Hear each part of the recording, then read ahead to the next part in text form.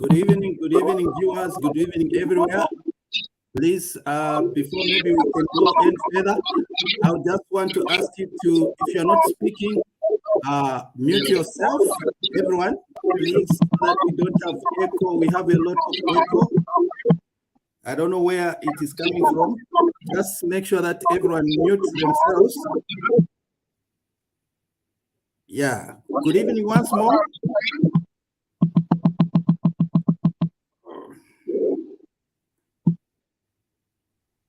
Chair, are you able to mute people from your side? No, I can mute them. Let me see.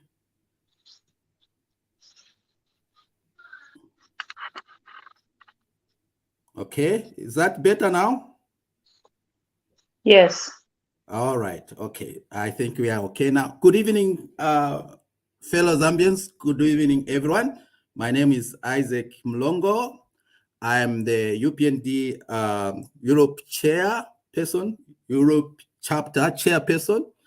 And today we are privileged to have one of our best on the program, Mr.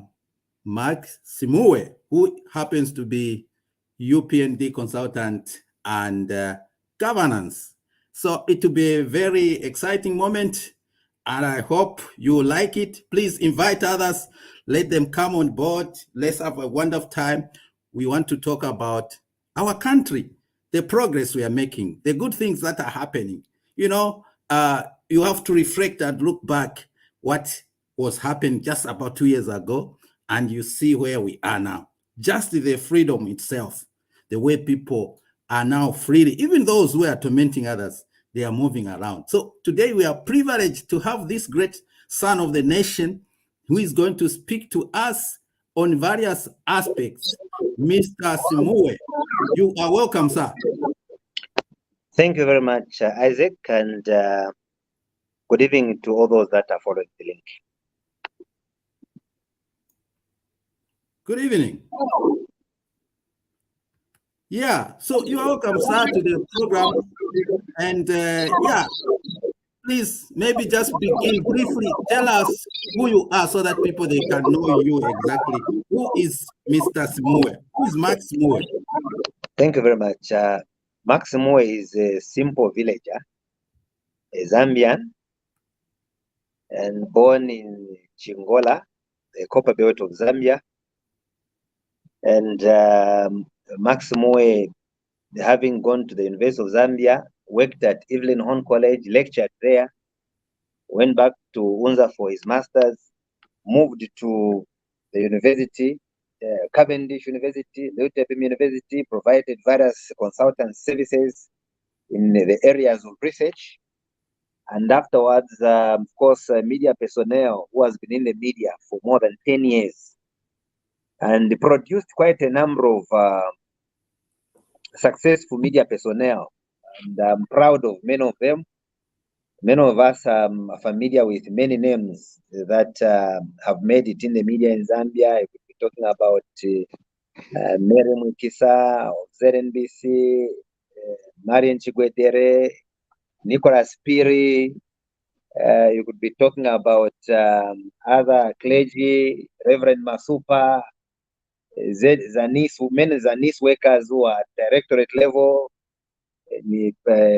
ministries. You have directors there that went through my hands until such a time when I became associated with President HH, who also met me at the University of Zambia at the time that I was anchoring a number of governance discussions.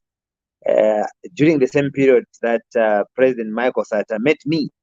And from there, I think we started interacting at various fronts until the time that I was flushed out of the University of Zambia on account of me being aligned to HH, went to Prime Television, which was also closed. And in summary, Max SIMUUWE is a Zambian citizen and later on associated with the UPND and still remain a consultant for the United Party for National Development. And for many people that may not know, other details obviously can be given in passing, that when the National Management Committee of the UPND is sitting, which is chaired by the president. I happen to be the secretary there. And even when the NEC, the National Executive Committee, again chaired by the president, I'm the secretary there. So I also participated, of course, in the amendment process of the Upnd constitution through the consultants that I offer. I'm one of the people that helped amend that particular constitution, of course, with the help of the legal team of the party. So in brief, that is about me. And I do quite a number of media engagements, ranging from radio, TV, and a platform of this nature. I think that, in a way, sums up what you needed to have.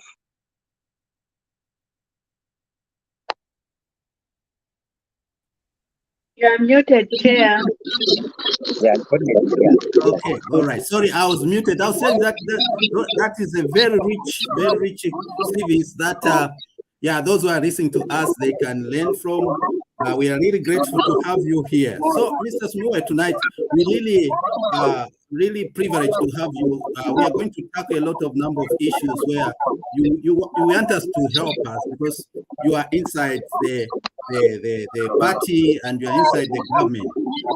You know what is going on. You are very informed. You are a journalist, and you are a coach. You said you are a lecturer. So all these things, they are wonderful things that people can benefit out there. We need such people like you who are knowledgeable. Now, let's start by this, Mr. SIMUUWE. Mr. SIMUUWE, recently you were in China. Could you please briefly tell us what you happened to do there, and what was the journey all about? What is the benefit for Zambia, and anything information that every people are expecting from a personality like you who happens to go to China? Thank you very much. I think, as you may be aware, that China remains a strategic partner to many African countries. And as you may know, that Zambia is the first country in Southern Africa to have signed diplomatic relations with China. I'm sure many people that have undertaken various research works would agree with me. And you may wish also to know that as at 2019, China had invested to a tune of over $500 million in Zambia in terms of investment. There are over 80,000 Chinese that live in Zambia. And with that kind of investment, you may wish to know that one of the biggest conglomerates in the mining sector, which is Nanfelas or NFC mining firm on the copper belt, is owned by the Chinese. So China remains a partner from the time of the one-party state up to this time.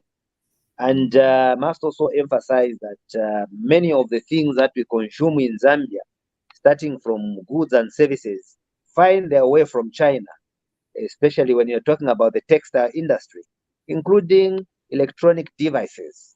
So many countries around the world cannot do away with China, including the United States of America.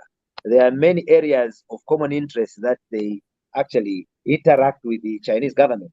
But in terms of this particular trip, I think there are a number of issues that were showcased by the structures there, and among them are issues to do with the technological advancement of China. How China ended up coming up with a bullet train and making it the fastest electric train in the world, and had an opportunity to explore various sectors, such as even the motor car manufacturing company. You know, we heard of Sinotrack. We are journeyed through the Sinotrack museum, starting from the 1930s, 1940s, when the Sinotrack was at its infancy, up to the time when it has become more competitive on the market, the world market. And Zambia happens to be one of the destinations of the Sinotracks, the tippers, and among others. I had an opportunity to visit the Communist Party of China Museum, in which I saw what the various parts of China went through in order to get to where they are, the struggles that they faced under the colonial government, and also some of the our brothers and sisters that died in the process.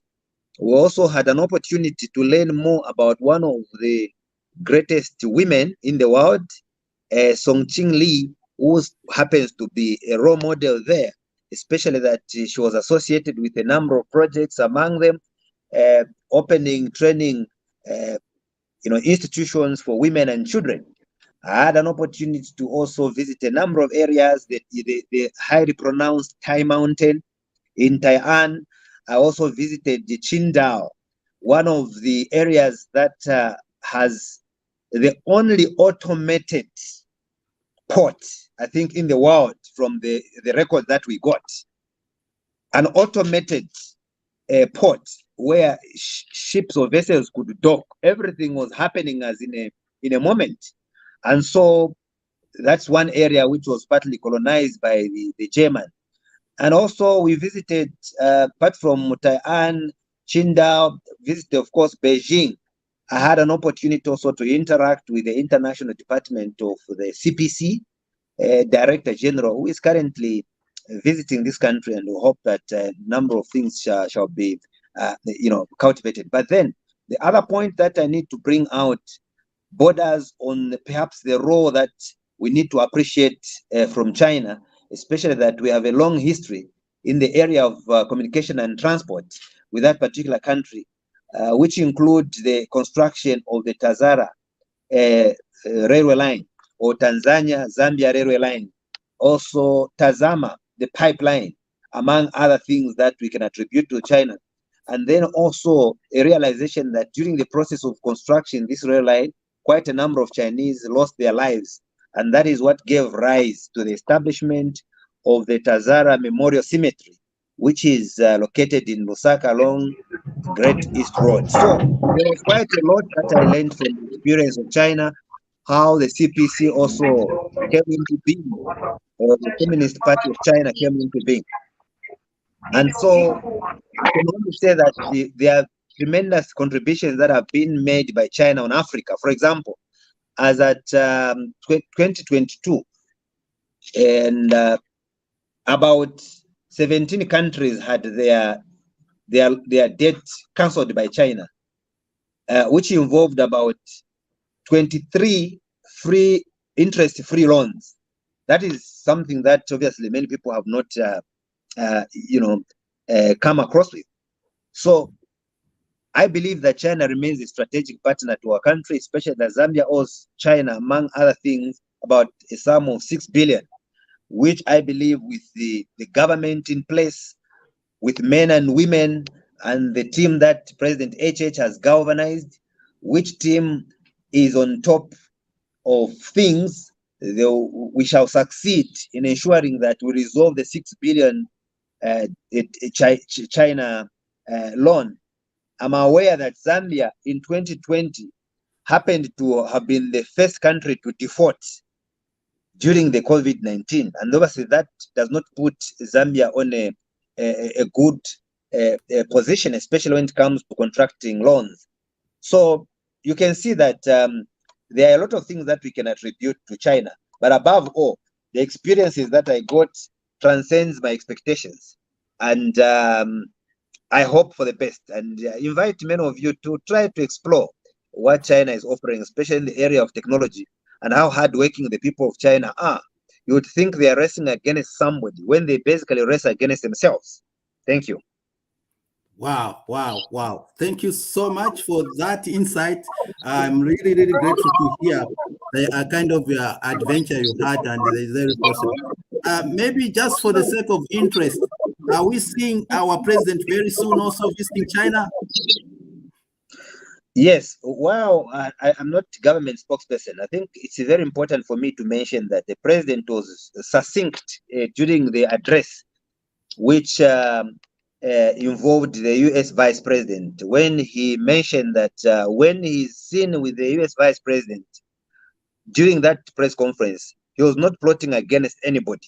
And so the same applies when he's seen in Beijing, he will not be plotting against anybody. It won't be the first time that a Zambian president is going to be visiting China.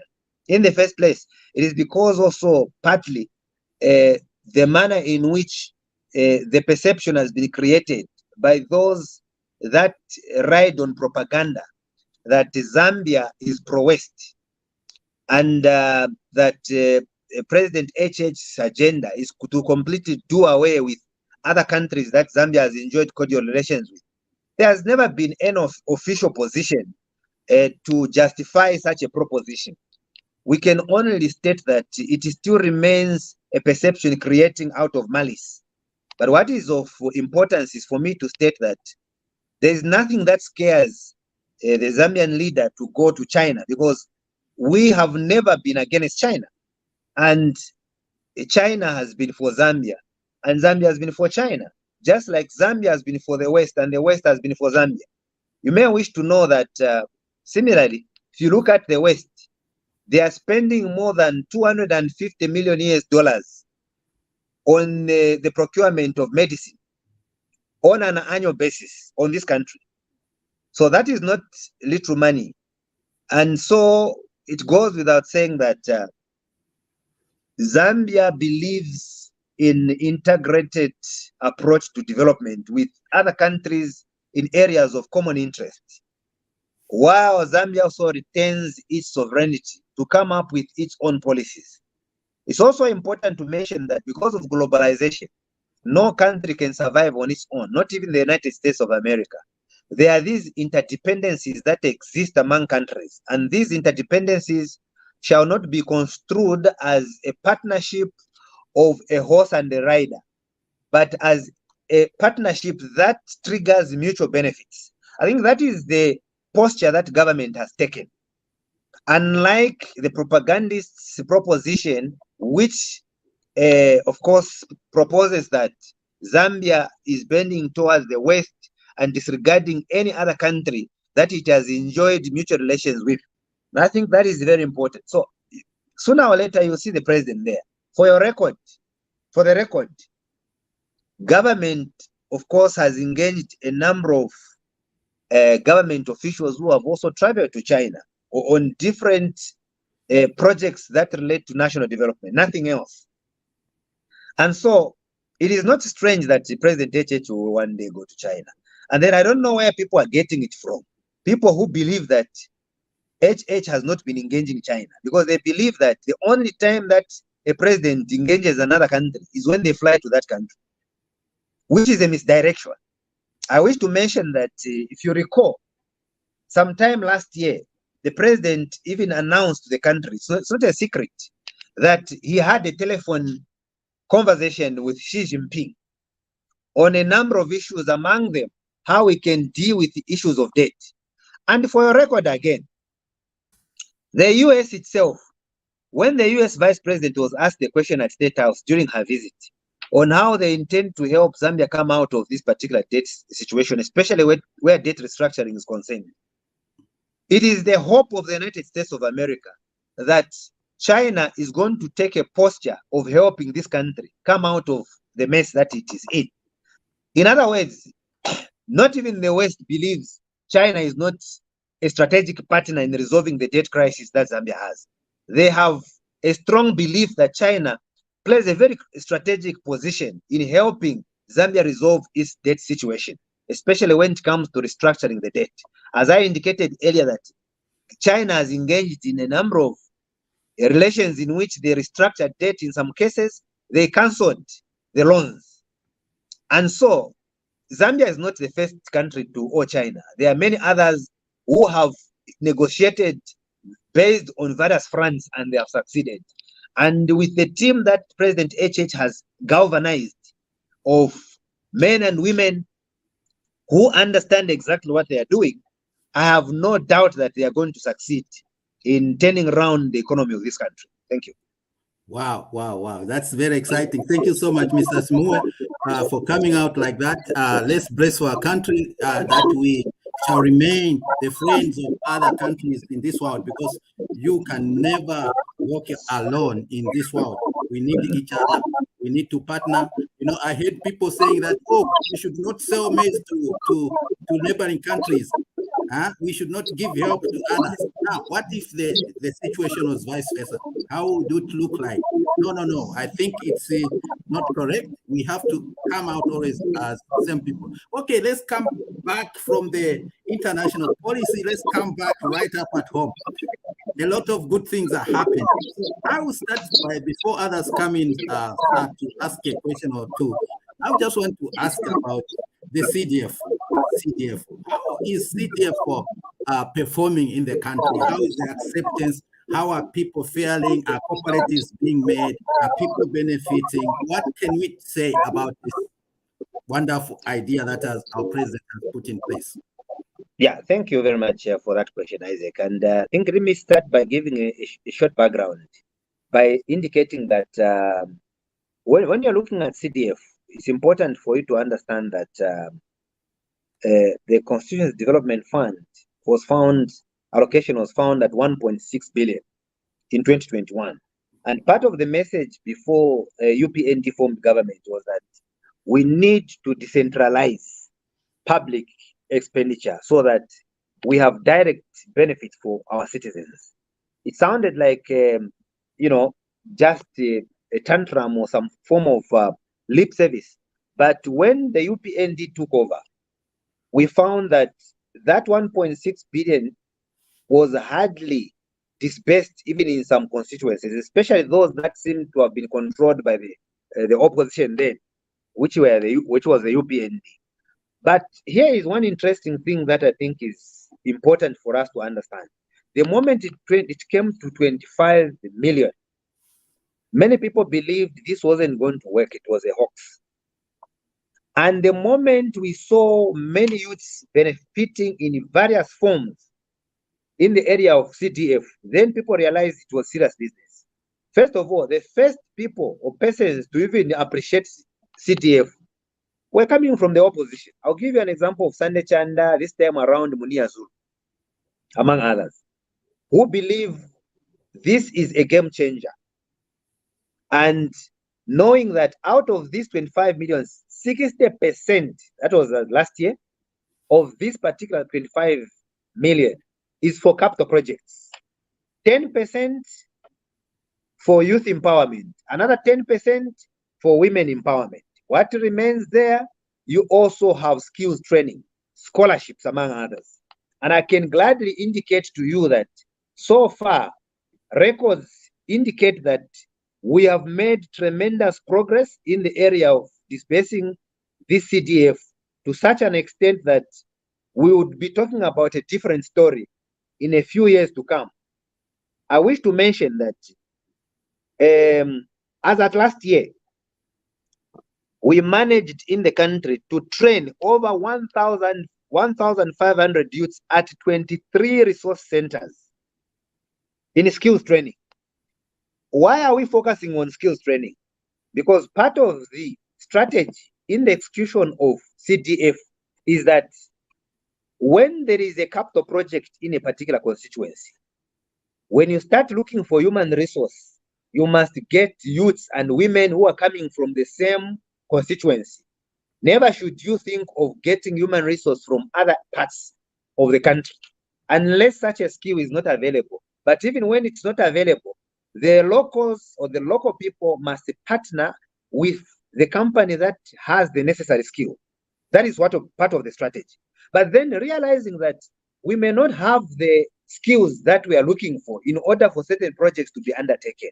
So in trying to fill that gap, government has decided to allocate part of the CDF towards skills training. So you are basically training youths and women in the area of aquaculture, in the area of carpentry, in the area of metal fabrication, and other general agricultural activities.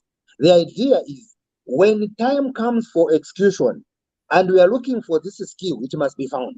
So this is a very strategic policy direction that has been undertaken, where the project and the policy framework are speaking to each other.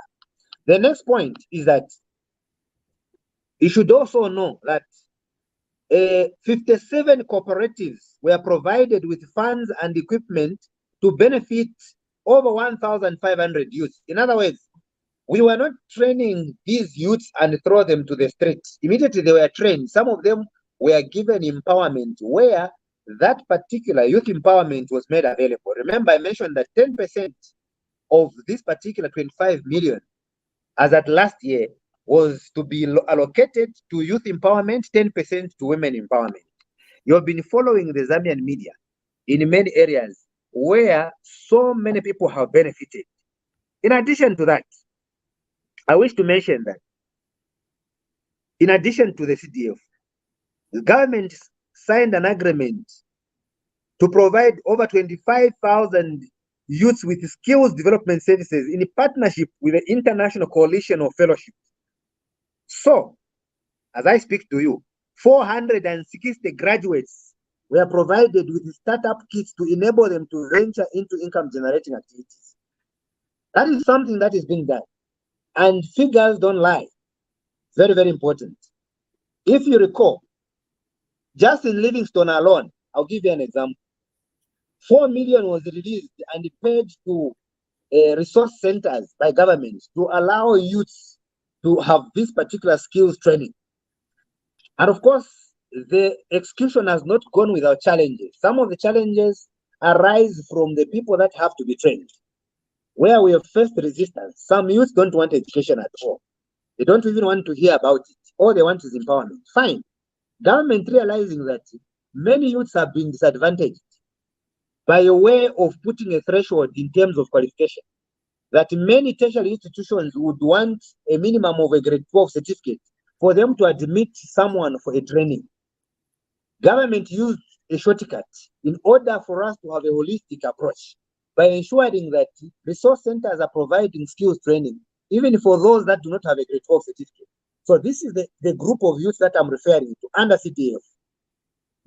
In addition to that, you may wish to know that under CDF, we are now getting to a level where we cannot import desks for schools anymore because government introduced free education.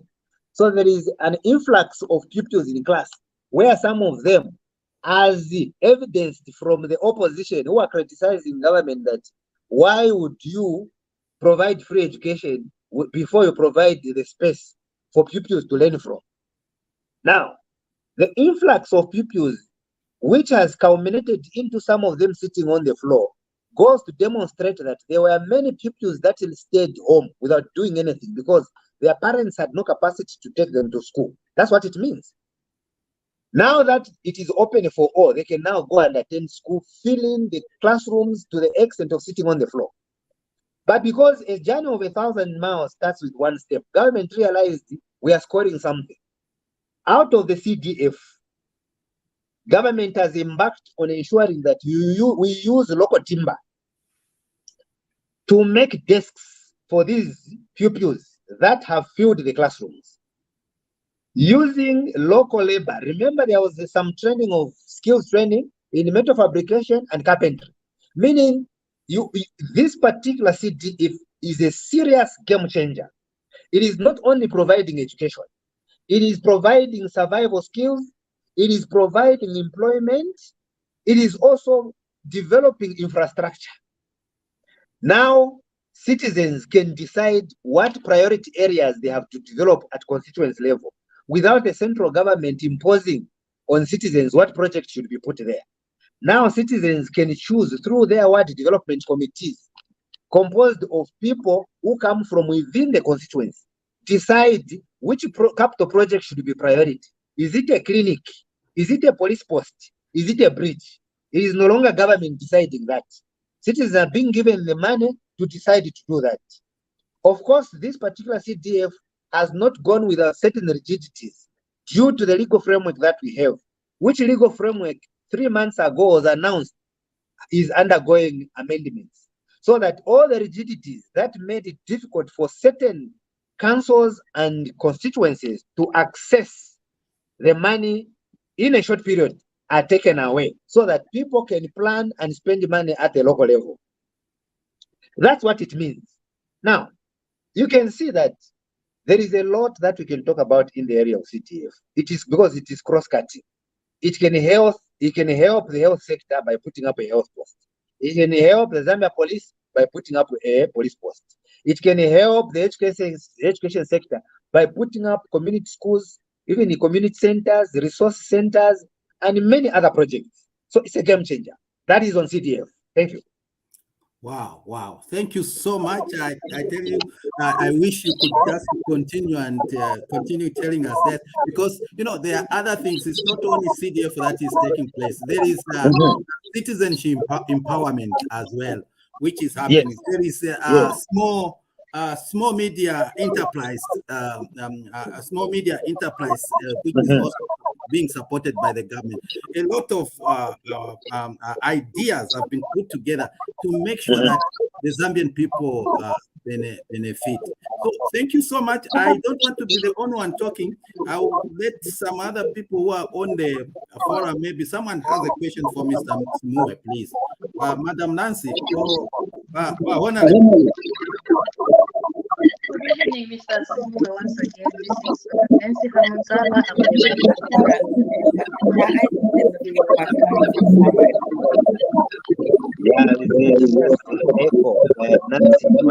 I don't know. Please, someone is having his mic on. Please, if you have more than one mic, if you could just switch off your mic.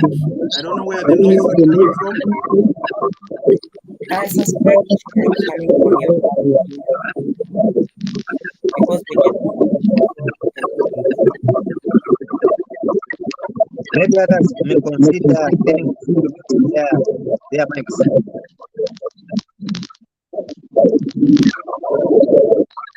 Chair, can you try to mute yours, please? I was just saying, everyone, if you can mute yourself.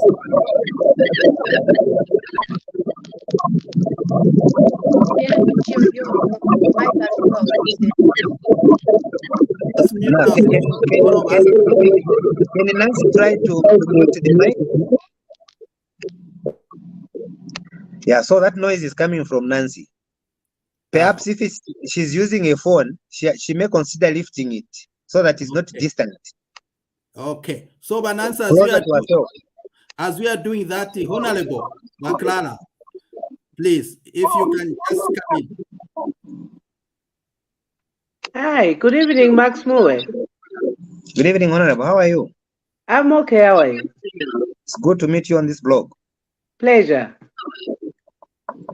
Well, my question just comes in how the preparations of helping these people who are doing all these projects, the cooperative have engaged themselves into various activities, for example, chicken rearing and goat rearing. How is the process going on finding markets within the study countries or the local market? How are you helping them? How are you supporting them? Because it could be another challenge cooperatives may face. You can unmute yourself. I sound that the sound is also coming from you, so please just unmute yourself. Hello? Okay, so can you hear me? Yes, we can hear you. Okay, thank you very much. So when it comes to issues of market access, you need to understand, for example, in agriculture, livestock, and fisheries, that, for example, under the new Dawn government leadership, through the Chief Marketing Officer, President HH, Zambia has gained market access for blueberries, for example, for those that are planting that, to the United Arab Emirates, China, and South Africa. That's an achievement. I'm talking about market for those that are involved in agriculture. Then secondly, government gained market access for avocado to the European Union and the United Arab Emirates. I think that should be made very clear. Then government has also gained market for certain, like you're talking about chicken rearing, that the market is there for United Arab Emirates, Kenya, DRC, among other countries in the region, including eggs. You are aware that on an annual basis in Zambia, we earn millions of kwacha from the eggs export into Kenya. Now, those that are involved in agriculture, as you know that there is also skills training in agriculture. What government has done is that based on the crisis that you heard about, there is a realization that Zambia is a bread basket or a food basket for the whole region. Because we have very good rainfall, pattern is very good and favorable for growing maize. The demand for maize has been very high in the region, starting from DRC, Kenya, Tanzania, Namibia, Botswana, and in many other surrounding countries. While we complain about smuggling and other related stuff, which some people believe end up disadvantaging Zambians, this particular government sees that as a market for us to grow more. But how do we grow more? It is through funding under the CEEC.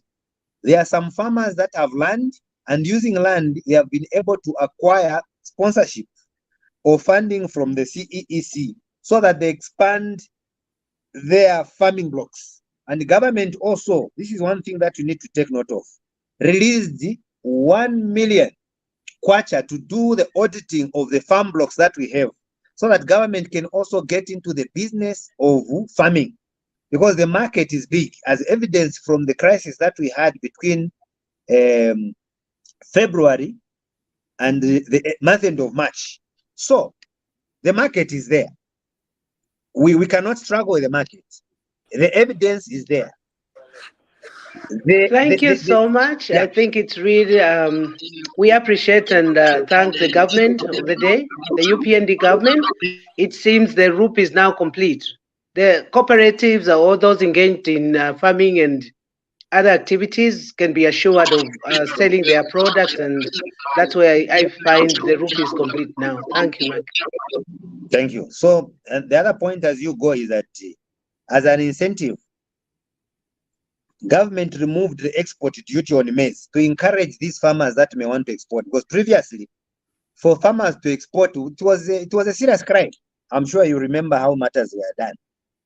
So that is happening to be an incentive. And the other incentive that government has provided is to decide to continue with the program of zero rating agricultural equipment and accessories, so that farmers are able to import agricultural equipments and accessories in order to accelerate development in the area of agriculture. Thank you. Wow, thank you so much. Maybe when you finish speaking, because it's like the noise is coming also from you, just mute yourself, and then when you will come in again, you can unmute yourself. Like that, we are very much safe. Thank you so much for this wonderful information that you are giving us. How I wish Zambians are going to listen and hear from the horse's mouth. I mean, this is education that we can utilize and make use of, especially when it comes to business. The president has said so many times that agriculture is business. That is why he raised cattle. That is why he has all these farms around even before he came into power. That is how he has been making money, part of that. So we can emulate him and many other farmers. I was, Mr. SIMUUWE, I was so impressed when the vice president for the United States of America came to Zambia. One of the places she went to visit was a farmer in Chibombo. You can imagine. Yeah, that shows that is something very, very important. If someone who is a head of a state comes and checks what is happening, then it shows that Zambians are doing something which is good. And I'm very, very sure if we continue like this, poverty will be history, because we shall be able to feed ourselves. No one will feed us on GMOs and all these other foodstuffs that are making our lifespans shorten. Mr. SIMUUWE, I would want to let others ask questions as we move on, but I want to just ask you this other question tonight. It's concerning about NAPSA. NAPSA has two faces, all of them which are very positive about it. The first one, they are involved in the Ndola Lusaka road construction, a beautiful thing. And NAPSA also, there's this 20% partial withdrawal that has been made a bill, and people, they are accessing the money. I read something very recently, I think yesterday, if I'm correct, where they are reporting that they have given out already about 2.5 billion kwacha to about 8,000 families Are we having millionaires now in Zambia, Mr. SIMUUWE? Yeah, thank you very much, Isaac. I think it suffices to mention that, yeah, since there's some noise in the background there, one of you have not muted. Okay, thank you. So I think with regard to NAPSA, this is another progressive idea. You know, such an idea can only be hatched from a group of think tanks. It is an initiative that no Zambian ever thought about. I've interacted with friends from other African countries. They are actually asking questions. They are asking questions as to, do you have a think tank group? Because some of the decisions you are making there have never been heard before. Nobody ever thought someone would think of partial withdrawal of 20% at a certain age. You are basically saying many of those civil servants and other workers in the private sector who have been making various contributions to NAPSA, and they have been relying on loans from banks, when they reach a certain age, they will be able to withdraw part of their dues, clear the loans, and start personal development. As you could hear many people talking of beginning to build houses for the first time, for the plots that they acquired many years ago. It's also a notorious fact that many civil servants in Zambia depend so much on bank loans. Most of them are stressed, they are constrained.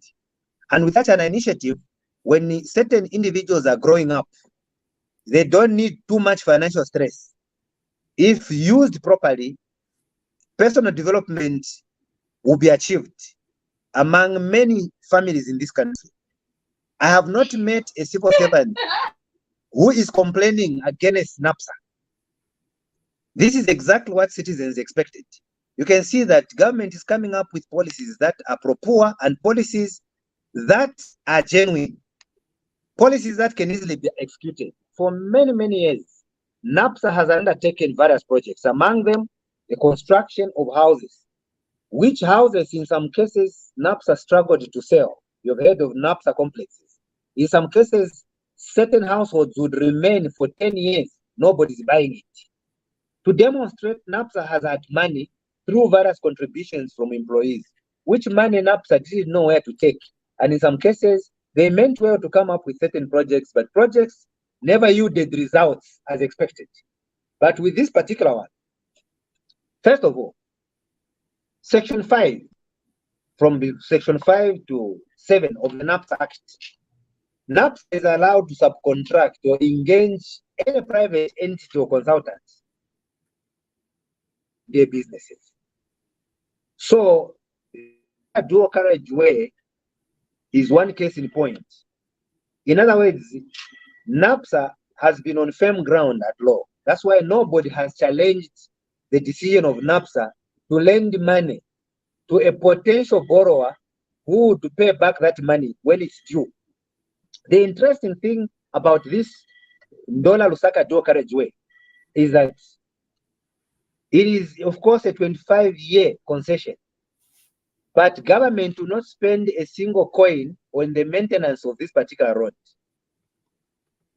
This goes to demonstrate that even the developer of this dual carriageway will make sure they put up a world-class infrastructure that will not be depleted within a short period of time, because if that happens, then the developer will make a loss. In other words, by way of reviewing some of the conditions, we are guaranteed of a quality road.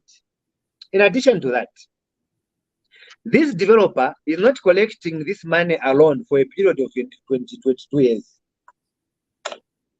Because government, through the New Dawn government, has set up a team of men and women that know exactly what has to be done with this paradigm shift that has taken place through the transition of 2021. We are now going to be collecting money, government will be collecting money for 22 years quietly for doing nothing, using NAPSA. Because in case you've forgotten that NAPSA is a government institution, the strategy that HH and his team used outsmarted many people that thought this particular project was to the detriment of the people of Zambia. And so we can collect money through road tolls without paying anybody, without losing anything, freely, and that is government collecting through NAPSA. So it's a plus. In any case, the beauty with this particular initiative is that it will also create jobs. That is what comes along this aside this. Now, if you look at the previous engagement under the Patriot Front, you will note that at their time, it was about 2 billion, costing 2 billion.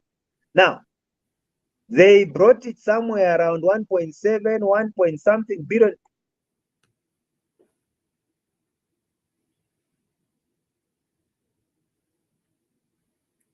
Okay, it looks You like do not need government he's money. back. You can actually undertake a dual carriageway from Lusaka to Ndola without borrowing, because PF wanted to borrow. That is why Edgar Lungu went and conducted the groundbreaking ceremony for the dual carriageway, which never took off, because they expected a bailout from the IMF and the World Bank, and it never happened. They continued engaging and until they were ejected from power, unfortunately. Or fortunately, because obviously so many things went wrong. Now, the interesting part about NAPSA is that it also happens to be a game changer for civil servants. You can see that in a space of less than 2 years, all these projects have been undertaken. NAPSA is simply one of them. We are from talking about CDF. This time, you are aware that government also signed into law that when you retire, it's not just about getting partial withdrawal. 3 months after retirement, you get your benefits. 3 months after retirement, you get the benefits. You are coming from a background where people could struggle to get their benefits for 10 years. They would die leaving their benefits behind. It will be a thing of the past. You are talking about a government that is taking care of the interests of workers, including council workers who were in 7 months salary arrears. In less than 6 months, the salary arrears were cleared. You are talking about a government, Isaac, which came in less than 1 year. They increased the budget allocation towards the procurement of medicine from 1.6 billion under the Patriot Front to around 3.4 billion in less than a year. That was last year in 2022. This year, allocation towards the procurement of medicine has moved to 4.6 billion. Now, just last year alone, in less than a year, because the WHO threshold for the purchase of medicine and supplies in hospitals is 70% going up. When the New Dawn government came in leadership, we found the supply was at 30%, far below the WHO threshold.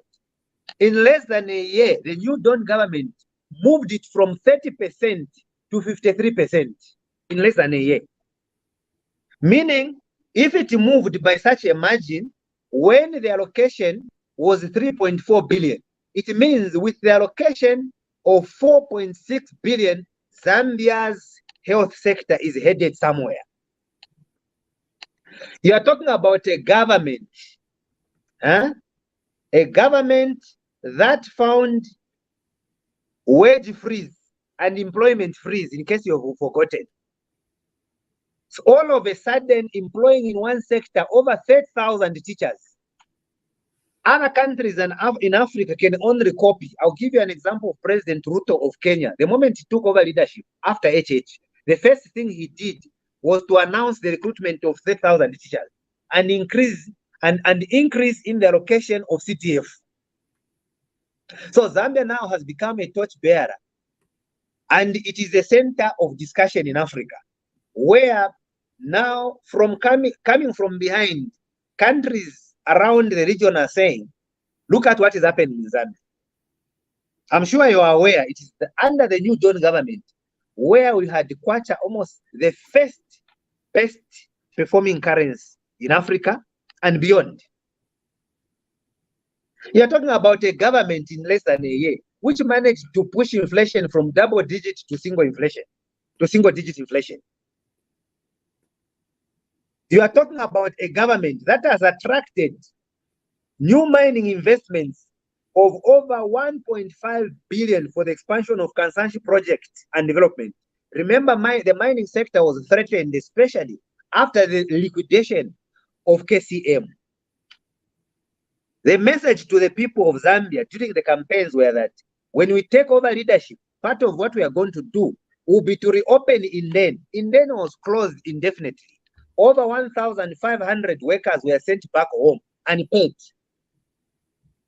The moment the New Dawn government came in, we have paid over 1,500 workers who were retrenched. In addition to that, Inden is back in full operation, and we have brought back the over 1,500 workers for work in less than 2 years. Wow, wonderful! The list is really long. It's really long when you think about employment of soldiers, the police, the declaration service. Right. A lot We are has talking happened about the government. yes, within a short time. It's really Yes. so encouraging to see this, and we just want to thank the government of the day. Let's continue this way. But one thing I want to say here on everyone who is here, please, let's supplement the efforts of the government. Let's support them. What they mean well. Look at in other countries when there is such an election after, especially like the way things were before, people, they even go the different ways. Really, they become even more disunited. But in our case, the leadership is trying its best to bring us together. There is freedom, as we have said. No one is being beaten just for putting on a red tie. I was listening to Honorable Sampa, who was talking about how his own wife was pulled out of the office. Yeah, he was the wife that time he was PF himself, and they pulled out the wife just because he belonged to a certain tribe. So all these things, they are overnight, they are gone, and that's what you call leadership. I don't know. We have people here. Please forgive us. We have not allowed you to speak, but maybe I can pick one or two who can come on board. We have someone from Copper Belt who joined us a long time ago. Mr. Mateka, please, sir. Your word. You can unmute yourself, sir. Mr. Mataka. Hello, can you hear me? We can hear you, sir.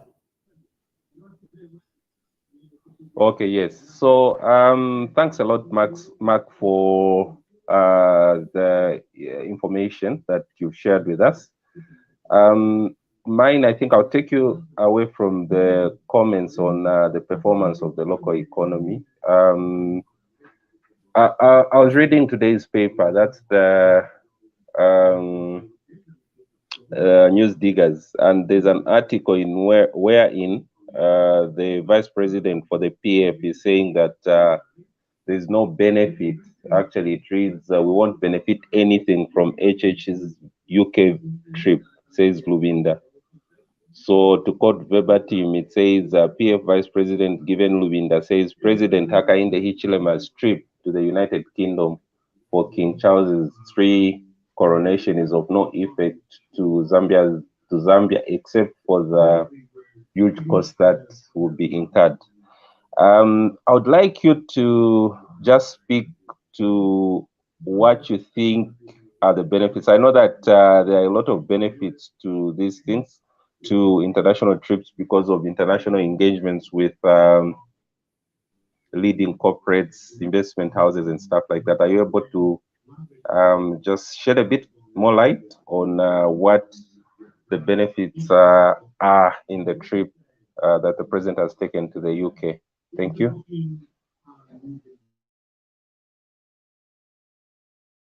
You are muted. You have to unmute yourself. You are muted. Okay, thank you. The United Kingdom is a very strategic partner, and you cannot ignore their contributions. In the first place, it's not the first time that HH is undertaking a trip there. You know that there are quite a number of heads of state that have arrived there. The moment he arrived, his first day, he arrived like today, first day engagement, he had a meeting with the Prime Minister and the officials of South Korea on the areas of common interest in the areas of trade and investment. I'm sure you are even hearing of the business expo that they are likely to hold there, which becomes a platform. You are asking about, the Honorable was asking about the market. The business expo happens to be a market for Zambia to showcase the products and services that we are offering, so that our Zambian producers, agriculturalists, among others, can go there and showcase their produce, sell them, and attract forex into our economy. Lubinda does not understand that. Because you see, the problem that is there is that sometimes you should forgive some of our colleagues. It's not that it is propaganda at all times. Sometimes it's because they don't understand what they're talking about. I want to say this, that this engagement that HH had with South Korea, in some cases needs the president to fly to South Korea. But he decided to take advantage of that. But that is not the only engagement that he has. He also brought out what Zambia is offering in a very short space. And many of you that followed that particular deliberation closely, very few presidents around the world can engage in bilateral talks openly like that. It demonstrated the high levels of preparedness from the side of HH and his delegation, that he understood what he was doing. For avoidance of doubt, you may wish to know. You may wish to know.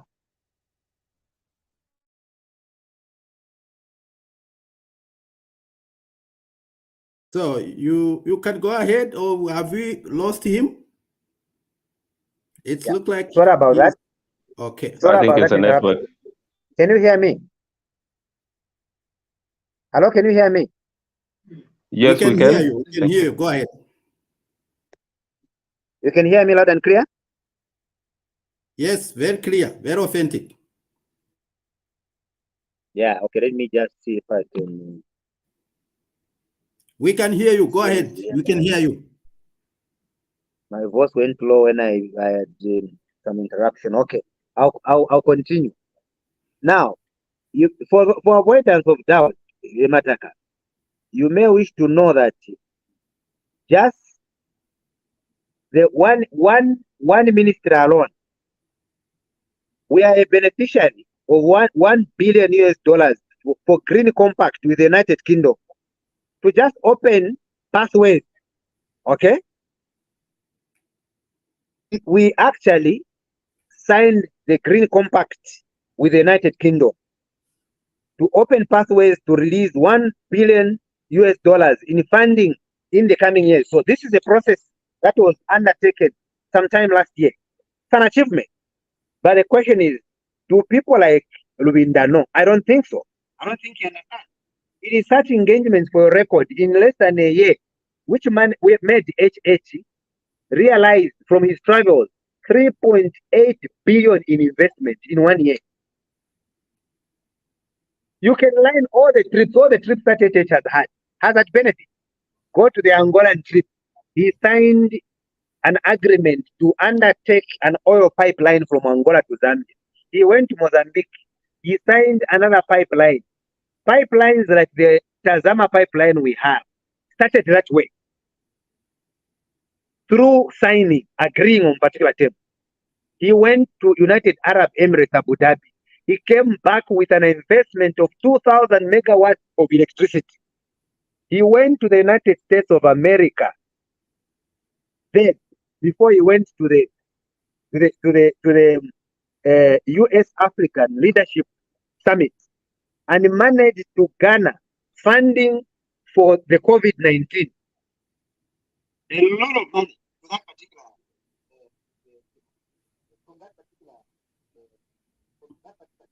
We have the trips that HH has undertaken are not trips that were born out of malice, where people would go and spend money indiscriminately. And in any case, in case citizens are forgotten, the first thing that HH did when he took over leadership was to reduce his delegation by flying commercial. To the contrary, Edgar Lungu could charter a flight and carry more than 150 people, including cooks, maids, on the plane. That's what used to happen. And so, Ruvinda is talking about things or ideas that are far-fetched. He does not understand. But politicking also is one thing. It's normal to hear people politic in an economy, in any case. So Yeah. that is one area that we need to be looking at in terms of what government has acquired. And by looking at it from a positive side, it's very, very important. Yeah. Another question, I'm hoping that I'm going to pick that. Again, I want to buttress one very important point that for avoidance of doubt, there is another trip that HH undertook to the United States of America. This trip attracted an additional 27 million US dollars in grant funding for projects around COVID-19 electrification. You recall that President HH had to relaunch the COVID-19 vaccine arising from this funding.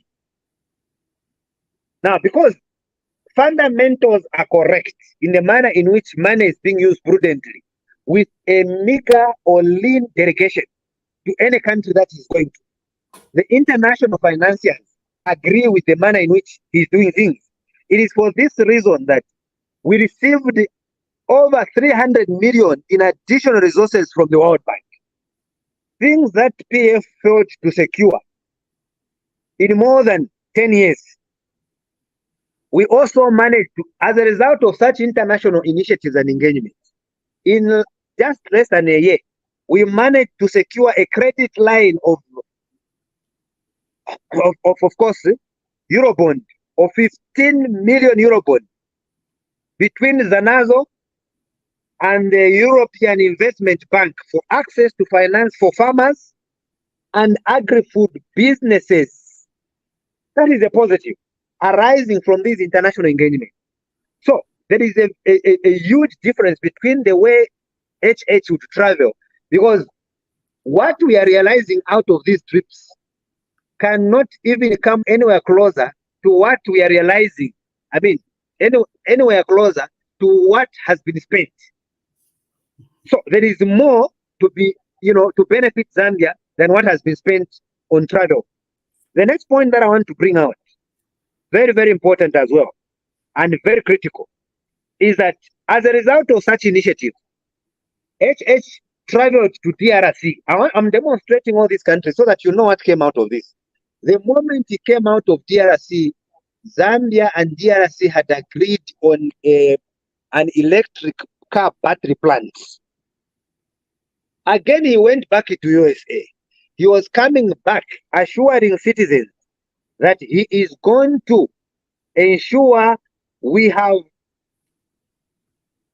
fertilizer produced in Zambia, that is compound D and urea. As I'm talking to you right now, you need to understand that we have managed to open, which will produce, once it is on full capacity, which will produce 300,000 metric tons of fertilizer, urea, in a year, and 700,000 metric tons of compound T. Meaning, if we are able to produce these two types of fertilizer, the market is there already in the region. Understanding that South Africa, Botswana, Zimbabwe, and many of these surrounding countries have been importing from Europe and other places. That is the market for us. Then we can manage the cost of producing maize. In turn, we shall now address the price of minimum, because we will have reduced the cost of producing maize. Because you can't talk about the reduction in the minimum prices if we do not reduce the cost of producing maize. The cost of producing maize is tied to the cost of agro inputs. And this is what the new Dan government has decided to address by trying to now construct a plant for the manufacturing of fertilizer. This is a milestone. That is another positive attached to the new Dan government. So people that would talk like that, they will say things without mentioning figures because they know they are lying. But figures don't lie. I think we should be discussing around benefits in monetary terms so that citizens are better helped. Thank you. Wow. Thank you so much. I know many people would want to speak, but because of time, we are slowly closing. So I just want to give my vice chair here also to say a word. If you are there, please come up. Yeah, good evening, Mr. SIMUUWE. Thank you very much for articulating the progress that the government is making.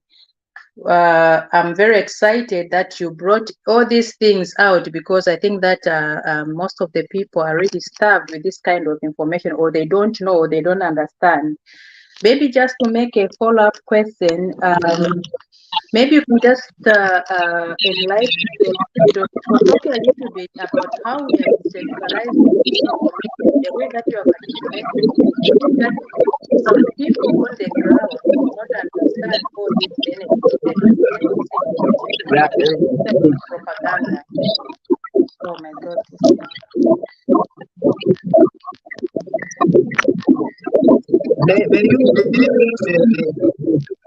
There's too much people that don't know the microphone.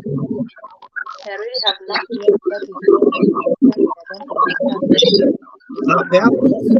It looks like it's coming from the speaker herself. So please just check your mics. I don't know what is happening.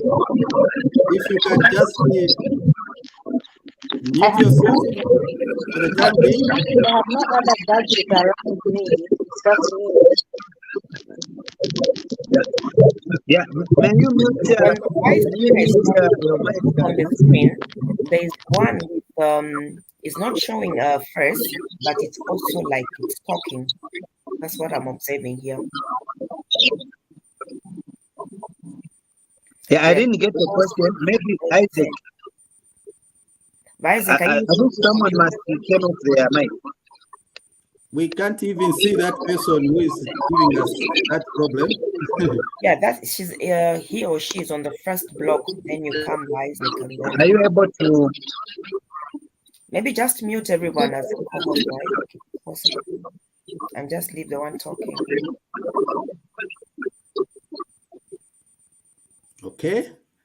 It's like most of the noise is from our guests. Don't worry.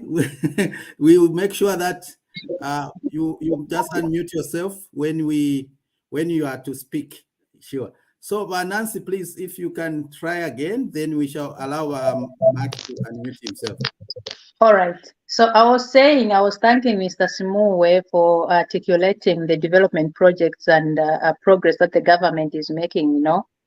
And I wanted to make a follow-up because this information really should reach the grassroots, Mr. SIMUUWE. And my question to you is on the decentralization of actual disinformation, because there's a lot of propaganda going around that the people, in that noise that this propaganda media and social media that goes on, people are not able to get this information, this development that is the government is doing, and you get a lot of people criticizing government.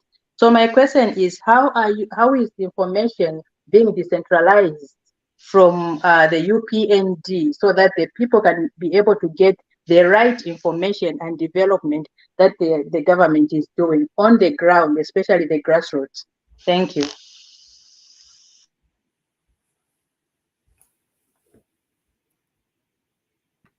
So, Mr. Thank you very much. Thank you. Let me first indicate that government has so many systems of communication.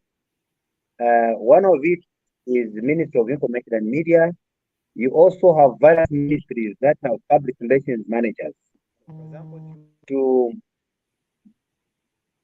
you went to one ministry, the Ministry of Finance, you're going to discover that that ministry alone has someone who deals with PR.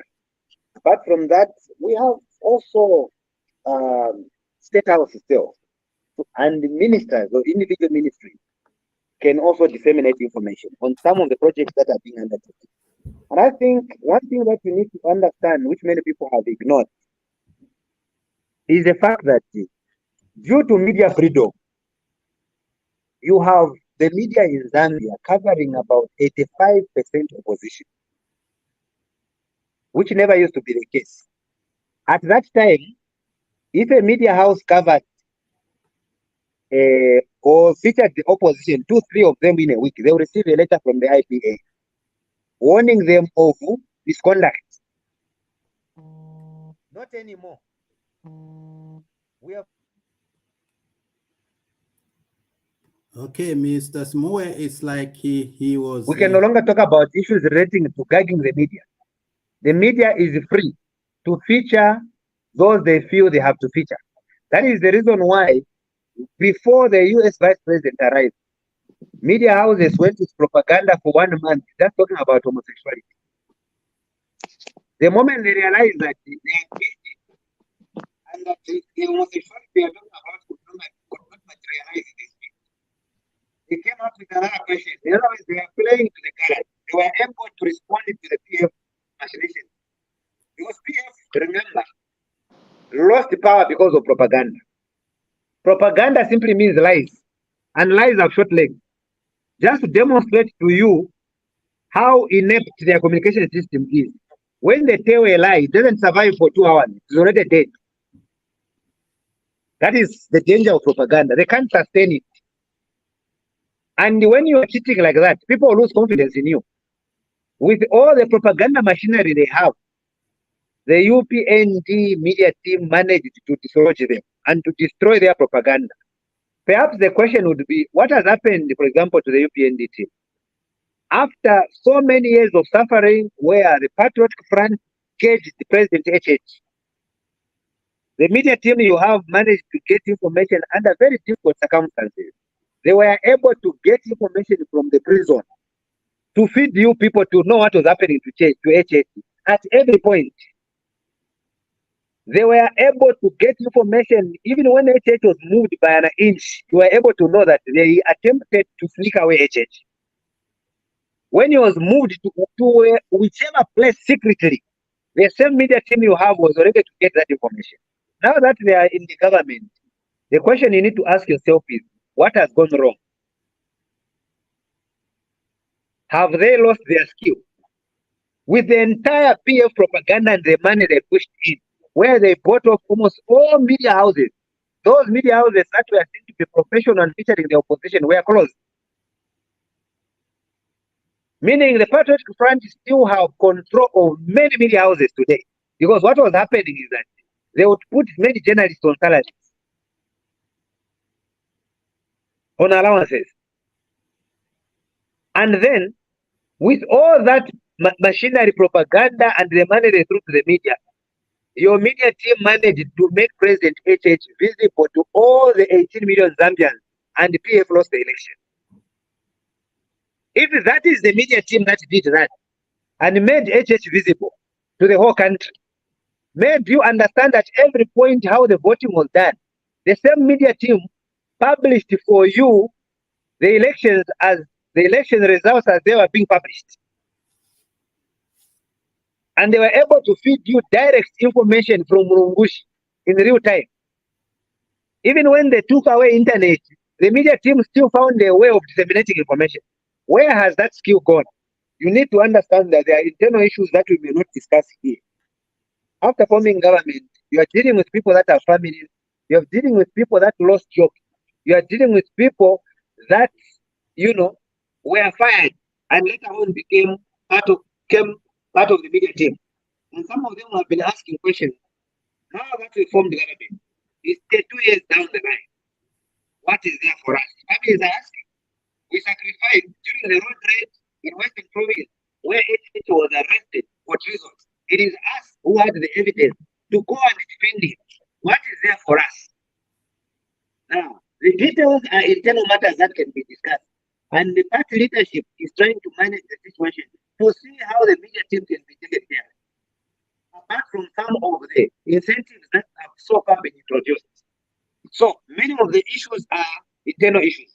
But then when it comes to the side of communication, I want to announce that moving forward, I'm actually organizing a workshop, which workshop will include new speakers to be trained, or who to be speakers, identifying new talent, because speaking is an art, so that we can train many of those that are willing to speak by giving them the necessary information. The Because the best way to deal with propaganda is to publish the truth. That is why when people produces propaganda today, before the close of the time, that propaganda is already dead. Because lies have short legs. Mr. SIMUUWE, Why does it die? Because someone is providing facts. But we need as many speakers as possible, including many people that are on this blog, that have had the privilege to go to school and they are able to read and understand. Look at the question of Rubinda. It is easy to dribble ordinary citizens until someone has explained to them that these engagements have attracted ABCD. Instead of traveling to South Korea, he's able to engage and is coming back with such money. So when an ordinary citizen is listening to Rubinda, they would think what Rubinda is saying is correct in the absence of information. Sometimes not because Rubinda is simply playing propaganda, but it's because he has limitations in understanding. In the first place, this is a person who comes from a government that failed to run the country. So you can't get any inspiration in terms of advice. It is like a person who has failed grade 7 times, telling a child how to pass grade 7. Will you then listen to such a person? Yes. So Mr. these are persons you are dealing with. We are thanking you so much for that. We are going to close very soon. This has been very wonderful, very beautiful. But before we go, there is something that this group is passionate about. And we want to ask for your service. You know, we are very passionate about waste management. We had an opportunity to have someone on the ground. Chair, yes, before you conclude, I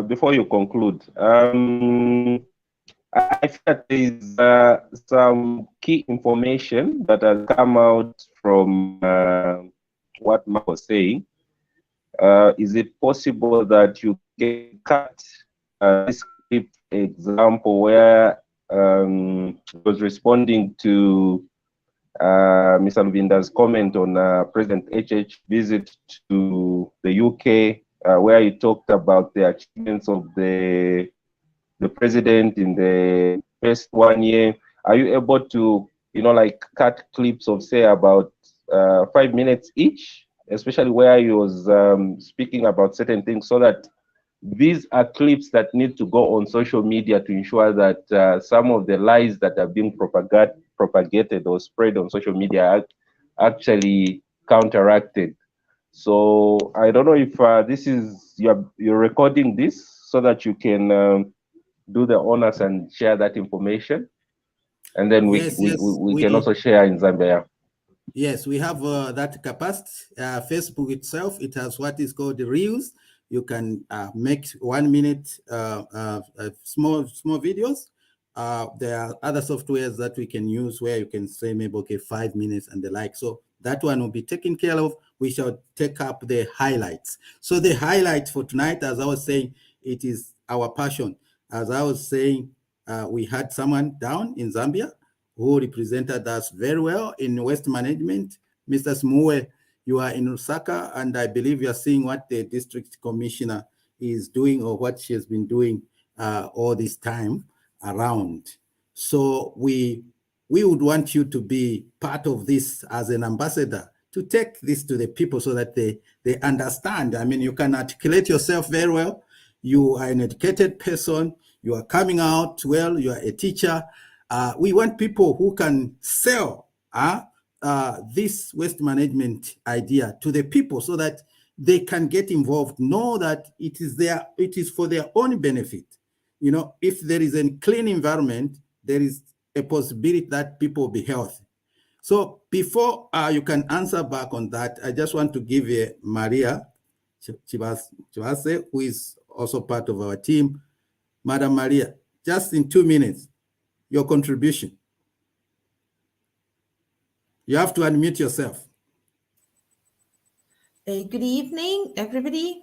And I would like to thank our guest tonight. It's a pleasure indeed to have somebody to, excuse me. I have a call disturbing. Yes. Good evening once more. Yeah. Talking about the passion of waste management, I think, Mr. Chair, you're right that we need to involve the people on the ground. It would be a pleasure looking at how difficult it was to bring stakeholders on board, you know, the work I did when I was home. I would be happy if we find somebody in his capacity to take care of to push the agenda of our chapter a step ahead, because so far I would say that we have Denmark, which is really looking forward to come and give a hand in this sector. I took Austria, and I know we have a step ahead in the transactions and the agreements, but we also have Denmark, which is also knocking on the doors.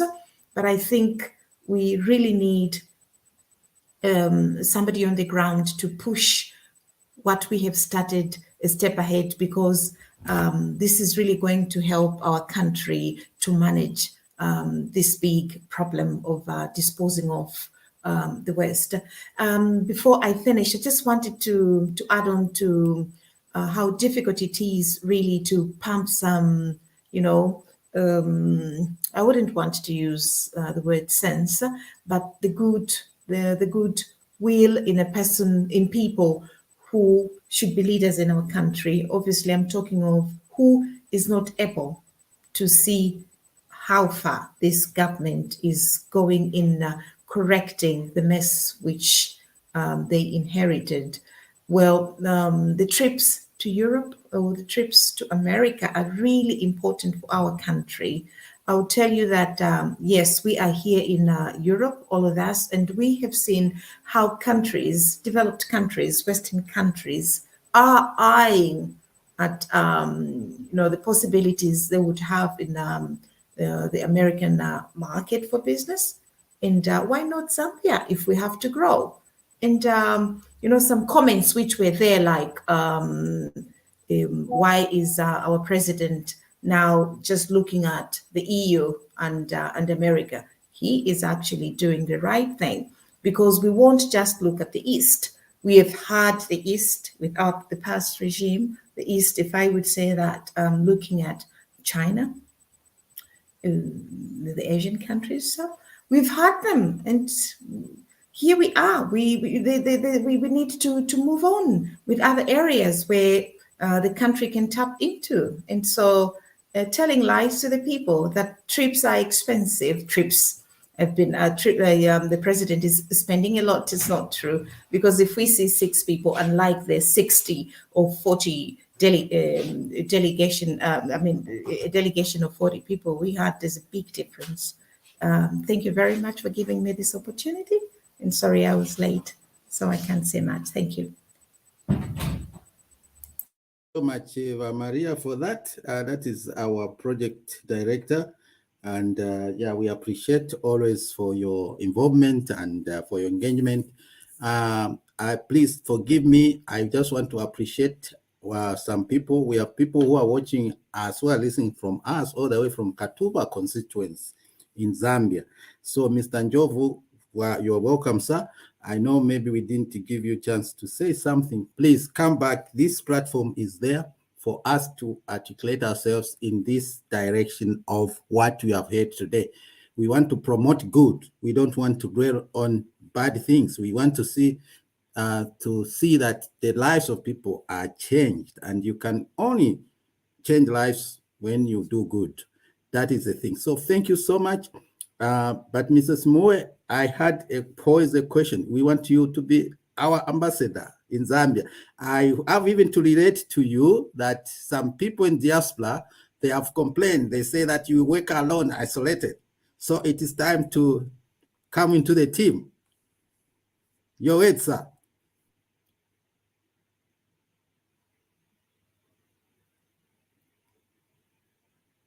Okay.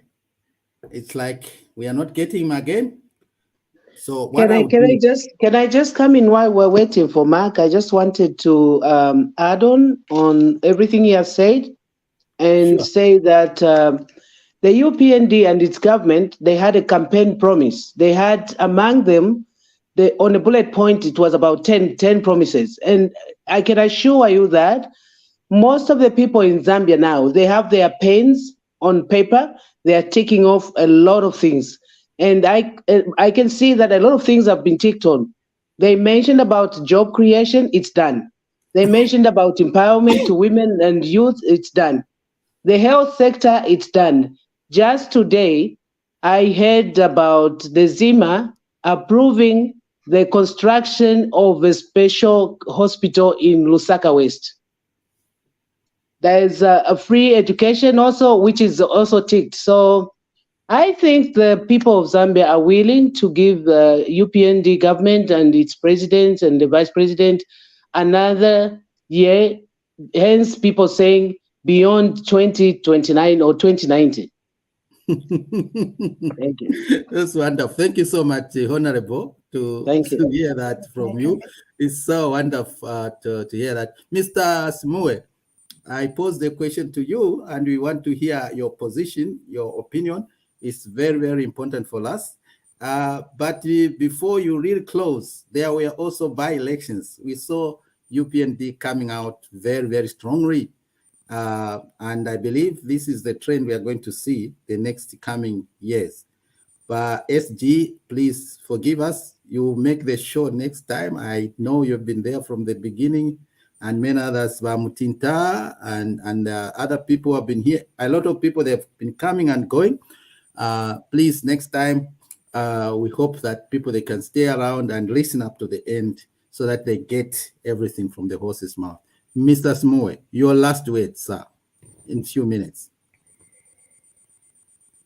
Yeah, thank you very much. I think my last words is that I would like to appreciate the initiative by the Europe chapter, and that you provide such kind of platforms for engagement, and also for us to share our views on a number of issues that pertain to our country, and also to disseminate information to members of the public, especially those that may not know what is going on. And must also mention that I've enjoyed myself on this particular platform. I believe this is not just a beginning. I mean, this is not the end, but this is just the beginning of our engagement on a number of issues that are taking place in the country. And for many of you that are very good, your various skills, your that means by which the communication can be improved. And lastly, I want to say that because the debate about the travel of President HH is still fresh, you need to go with a figure in your head that from the time HH took over leadership, out of these travels and engagements, he has attracted $3.8 billion in investment. Even if you got 3.8 billion, you can't even spend a billion.